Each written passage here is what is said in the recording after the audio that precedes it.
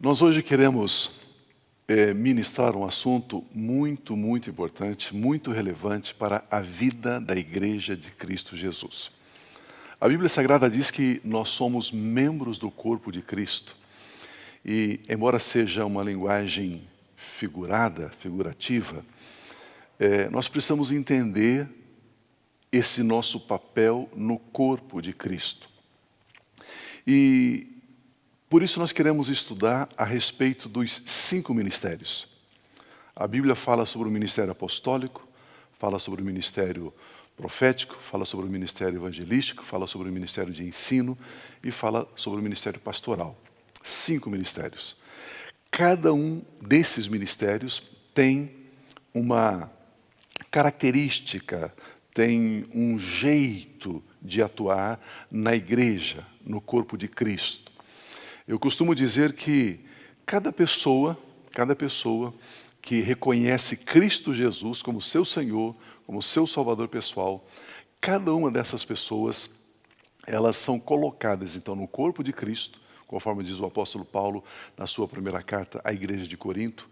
Ele diz que Deus colocou na igreja, Ele deu uns para apóstolos, outros para profetas. E quando ele fala ali em Coríntios que Ele colocou na igreja, então a pessoa, ao crer em Cristo Jesus, ao receber Cristo Jesus como Senhor e Salvador, esta pessoa ela é colocada no ministério apostólico, ou no ministério profético, ou no ministério de evangelização, ou no ministério pastoral, ou no ministério de ensino. Então, e aí obviamente que a pessoa começa a desenvolver o seu chamado, ela tem uma vocação espiritual, ou seja, ela tem uma inclinação para fazer aquele tipo de trabalho, para atuar naquela área, naquele segmento. Eu quero ler uma passagem aqui que é bastante conhecida, mas e tem se usado para muitas aplicações. Mas eu também costumo usar essa passagem bíblica para aplicação sobre os 5 ministérios, que é João capítulo 8, o Evangelho de João capítulo 8, onde o texto diz que eles encontraram uma mulher num ato lá de adultério, de pecado de adultério, e trouxeram para Jesus. Okay? O versículo 4 em diante diz assim: Mestre, esta mulher foi pega no ato de adultério. Disseram eles a Jesus: a lei de Moisés ordena que ela seja apedrejada, que ela seja morta pelo apedrejamento. O que o Senhor diz? Eles perguntaram para Jesus. Procuravam apanhá-lo numa armadilha, ou seja, ao fazê-lo dizer algo que pudesse usar contra ele. Jesus, porém, apenas se inclinou e começou a escrever com o dedo na terra. Eles continuaram a insistir, a exigir dele uma resposta, de modo que ele se levantou e disse: aquele de vocês que nunca pecou, atire a primeira pedra. Então inclinou-se novamente e voltou a escrever na terra. Quando ouviram isto, foram saindo um de cada vez, começando pelos mais velhos, até que não restaram nenhuma pessoa, até que ficou somente Jesus e a mulher no meio da multidão. Então Jesus se levantou de novo e disse à mulher: onde estão seus acusadores? Nenhum deles a condenou? Não, Senhor, respondeu ela. E Jesus disse: eu também não a condeno. Vá e viva livre do seu pecado. Aqui, nesse episódio, nessa experiência, nós encontramos na vida do Senhor Jesus, na vida dele, a expressão desses ministérios. Por exemplo, quando trouxeram essa mulher, disseram o seguinte: a lei de Moisés ordena que ela seja apedrejada. O que é que o Senhor diz? Então eles estavam simplesmente montando ali uma armadilha, como diz o texto, para pegar Jesus numa contradição, para que Jesus falasse contra a lei de Moisés. E aí então eles poderiam acusar Jesus de fazer uma insurgência, um levante contra Moisés, aquilo que eles acreditavam. Aí o texto diz que Jesus então inclina, começa a escrever ali, e depois eles insistem. Aí Jesus diz: aqueles dentre vocês que não têm pecado, atira a primeira pedra. Aí Jesus está usando o quê? Ele está usando o ministério profético. Por quê? Porque o ministério profético, ele abre os nossos olhos. Ele mostra a vontade de Deus. Ele mostra o querer de Deus para a minha vida, à luz da própria palavra de Deus, da própria Bíblia Sagrada. Então, Jesus diz, vocês querem condenar essa pessoa pelo pecado dela. Agora, vocês pecaram? Se não, então vocês podem atirar a pedra. Vocês podem apedrejá-la.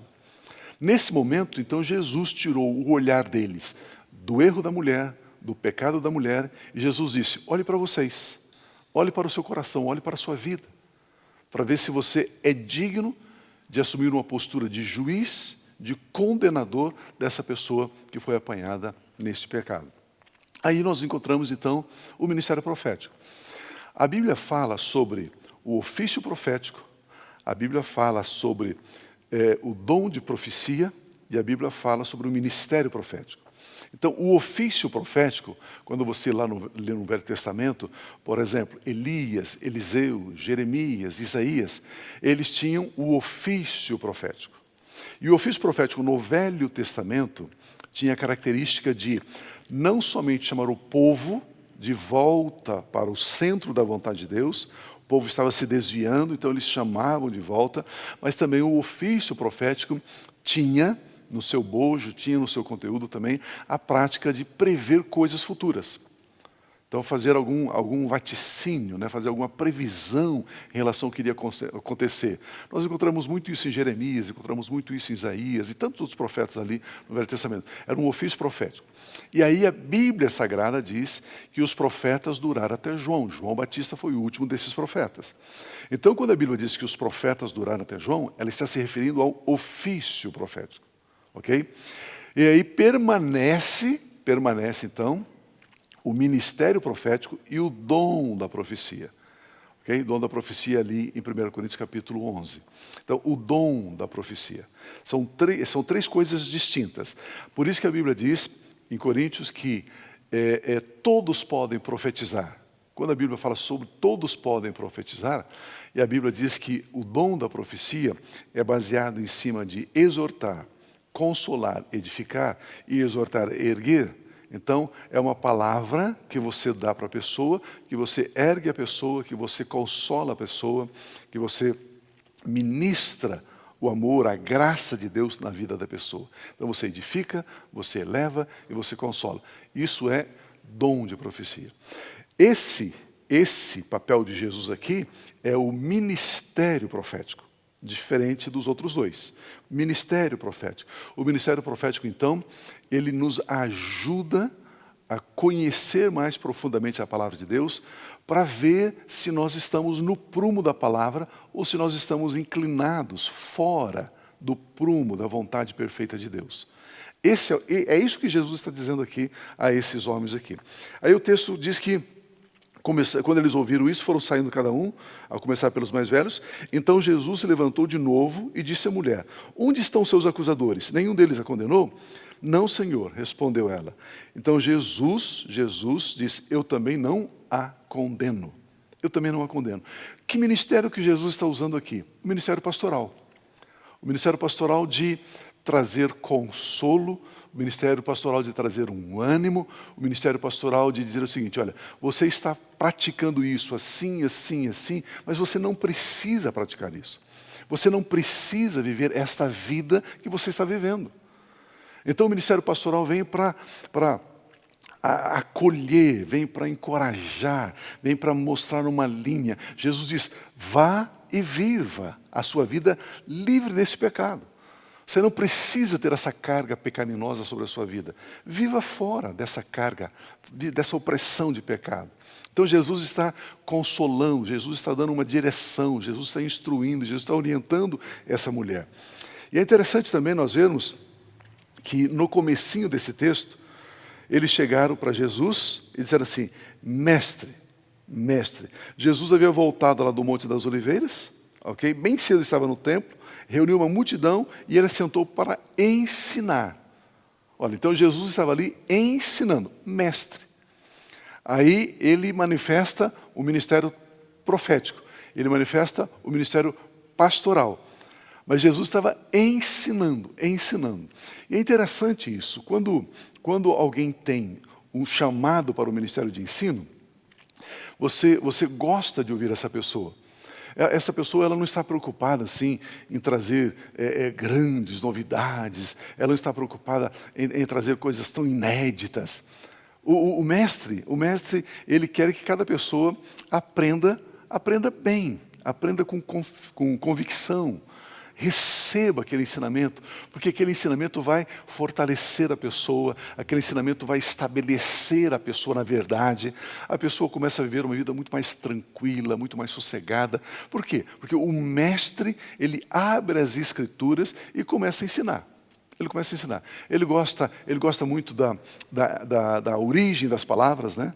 Ele gosta muito de, olha, no grego essa palavra significa isso, então, por isso dá uma amplitude no sentido, no significado daquela palavra. E aí ele começa a ministrar, ele começa a ensinar o mestre. Então, só nesse texto aqui, nós encontramos Jesus como mestre, encontramos Jesus como profeta, encontramos Jesus também como pastor. Na continuidade, o texto diz que Jesus voltou a falar ao povo, dizendo, eu sou a luz do mundo.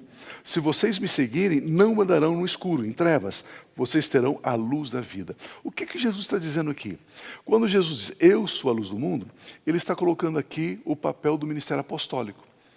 Porque qual é o papel do ministério apostólico? O ministério apostólico coloca fundamento. Jesus está dizendo assim, ó, eu sou a luz do mundo. Né? Ou seja, em cima desse fundamento que é Jesus, é que nós vamos viver uma vida longe das trevas. Ou seja, você não precisa fazer nada oculto, você não precisa mentir, você não precisa esconder, você não precisa enganar. Essa é uma verdade do ministério apostólico.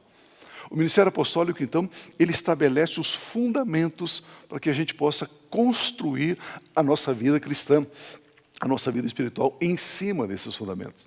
Então é importante nós sabermos isso. E aí, obviamente, tem o ministério de evangelização.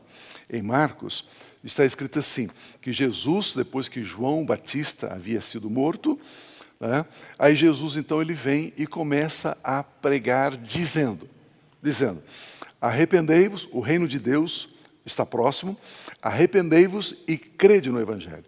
Então, o que Jesus estava fazendo aqui? Ele estava evangelizando.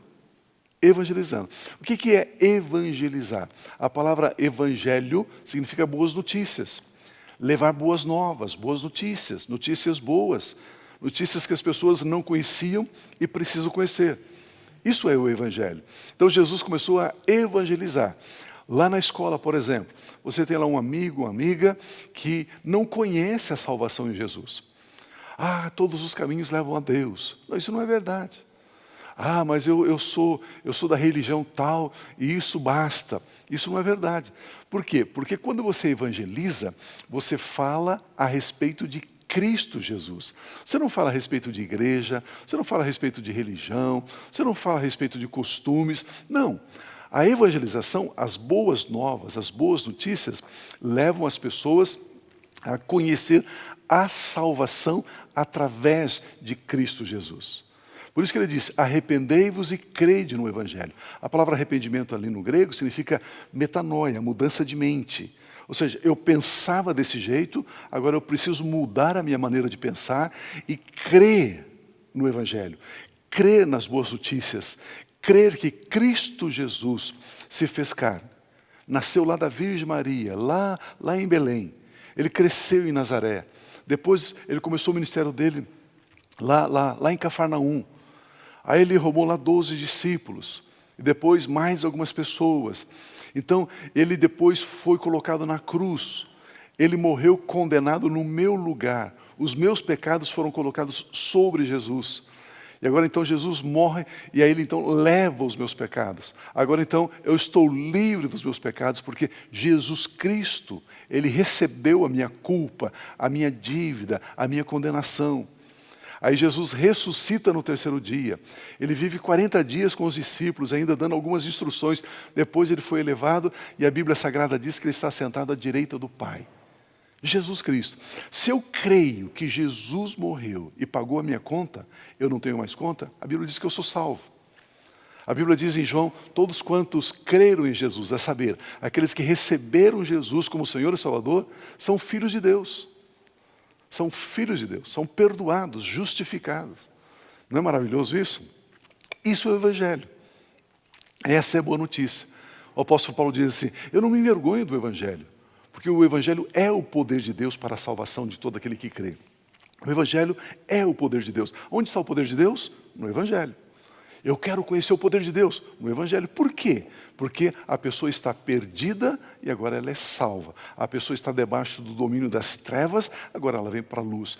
Isso é evangelização. Esse é o Evangelho. Então aqui nós estamos vendo, de uma forma mais resumida, mais condensada, né, na vida de Jesus, os 5 ministérios. Aí você pode pensar assim, Pio, me diga uma coisa, eu posso ter os 5 ministérios? Eu diria para você, não. Como eu disse lá no comecinho, Deus ele levanta um, né, na verdade Jesus Cristo levanta um para apóstolo, outros para profetas, outros para evangelistas, outros para pastores, outros para mestres. Isso está onde? Está aqui em Efésios capítulo 4, versículo 11, que diz assim, e ele designou, ele escolheu, ele elegeu alguns para apóstolos, outros para profetas, outros para evangelistas, outros para pastores e mestres, com a finalidade de preparar nós, os santos, para a obra, para o ministério, para que o corpo de Cristo seja edificado.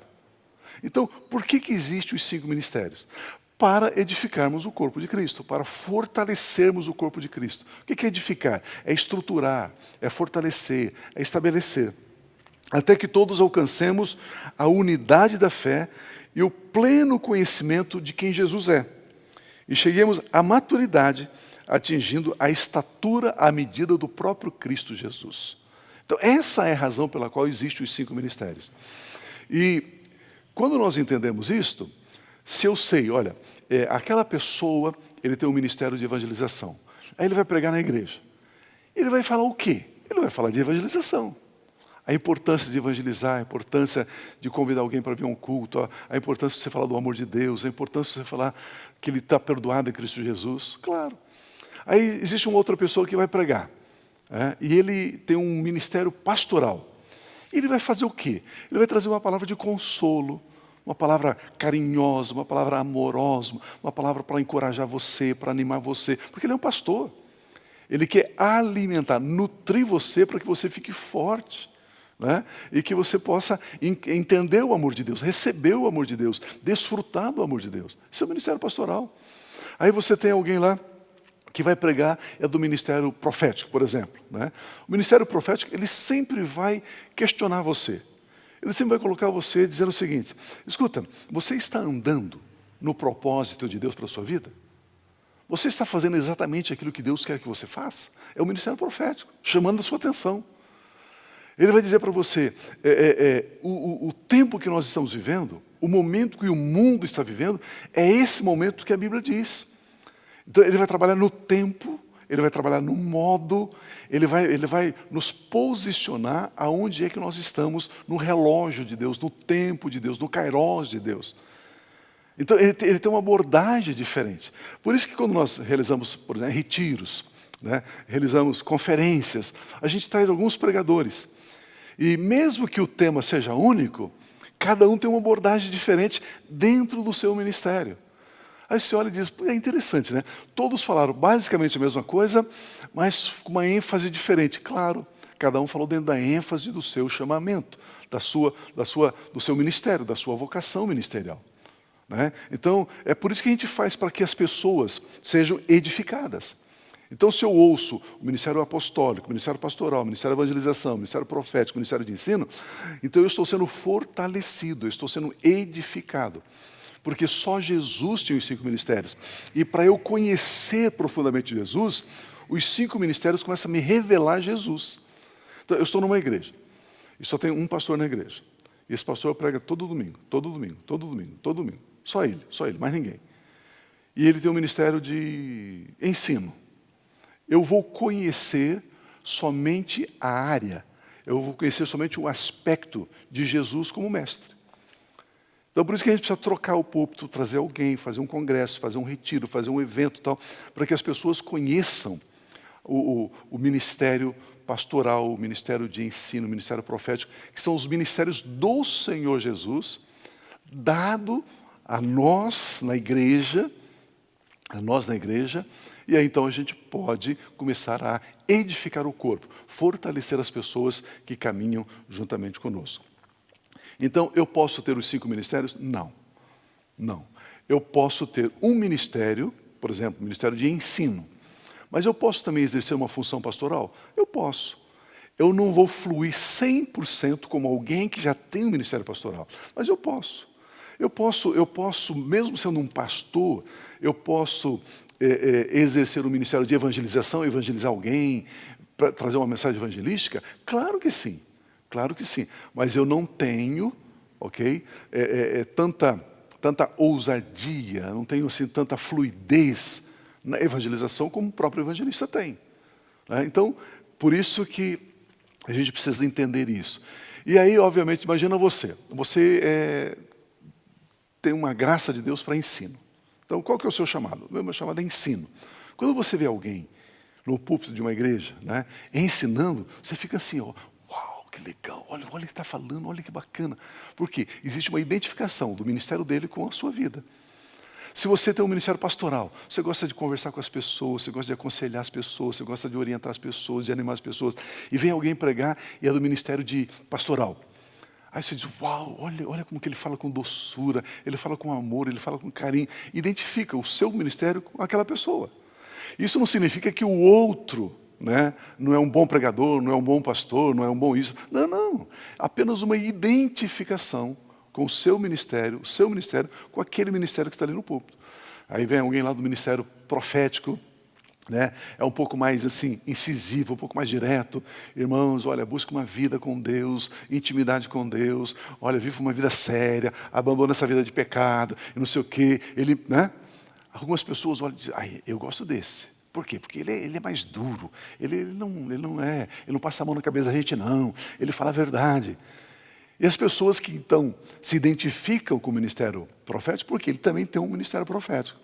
Ainda vocês adolescentes, né, dependendo da idade de vocês aí, vocês ainda não estão exercendo os ministérios, mas já começa lá no seu espírito, lá dentro de vocês, uma identificação com um dos 5 ministérios.